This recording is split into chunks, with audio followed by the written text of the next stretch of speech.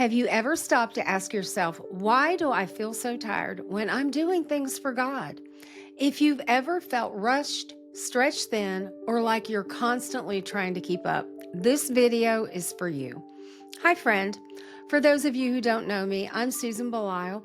I'm a pastor's wife, life coach, and the author of the 40 Conversations with God devotional series. I serve women in ministry to help them thrive, not just survive, in their unique calling. Thanks in advance for liking, commenting, and subscribing to my YouTube channel so I can reach more people with my message. Today's video is the second video in my 4-part series on sacred space. In my last video, I talked about identity, who you are before you ever do anything for God or anyone else. If you missed that, be sure to click in the link in the comments to watch it first. Today, I'm sharing about finding and living in your sacred rhythm. This teaching is based on the first module of my Empowered to Thrive course. Here's what I know to be true for so many women in ministry. You love God. You love people. You're committed to the call. But somewhere along the way, the pace of ministry replaced the pace of grace. We respond to needs, we fill gaps, and we say yes, sometimes out of obedience, sometimes out of pressure, sometimes out of guilt. And before we know it, we are living exhausted, overwhelmed, and disconnected, not because we're doing the wrong things, but because we're doing the right things at the wrong pace. Let me say this gently but clearly. Busyness is not the same as faithfulness. Exhaustion is not evidence of obedience. From the very beginning, God established rhythm. Creation itself was formed with a pattern, work and rest, evening and morning. And Jesus modeled this rhythm perfectly. Scripture tells us that while Jesus was surrounded by need, he often withdrew to the lonely places and prayed. We find this in Luke 5:16. Jesus healed. He taught, he served, but Jesus also rested, withdrew, and said no. If Jesus lived with intention and rhythm, we can't expect to thrive without it. When I talk about sacred rhythm, I'm not talking about a perfect schedule or a rigid routine. I'm not even talking about time management.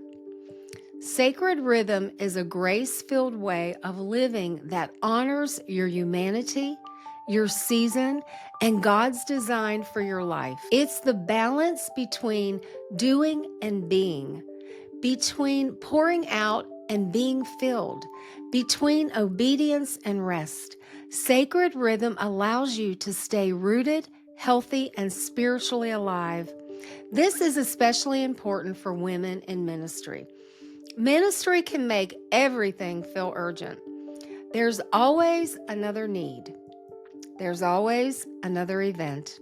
And there's always another conversation. And of course, there's always another Sunday.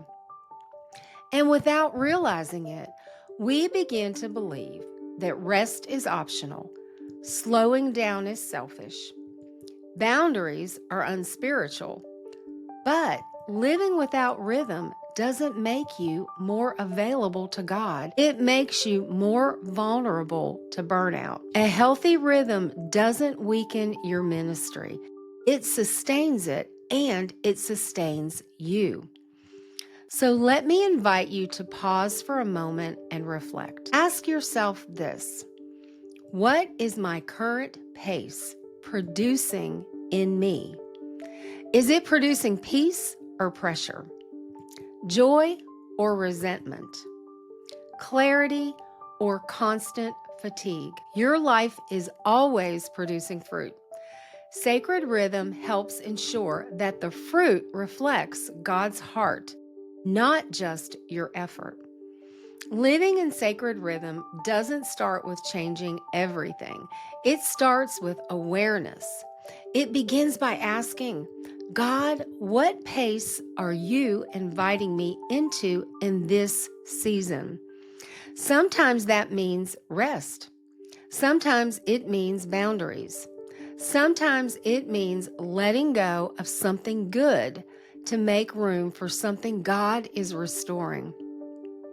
This is why rhythm is such a foundational part of my Empowered to Thrive course. Inside the course, we go deeper into identifying unhealthy pace patterns, releasing guilt around rest, creating rhythms that support your spirit, soul, and body, and learning how to live led, not rushed. Friend, God is not asking you to move faster.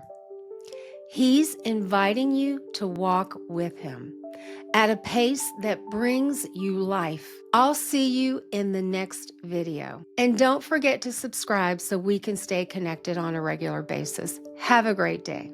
And before you go, I want to encourage you to click below and get your free copy of Insider Secrets for Women in Ministry. Inside, you'll find lots of tips for how you can thrive, not just survive, in life and in ministry. See you next week, friend.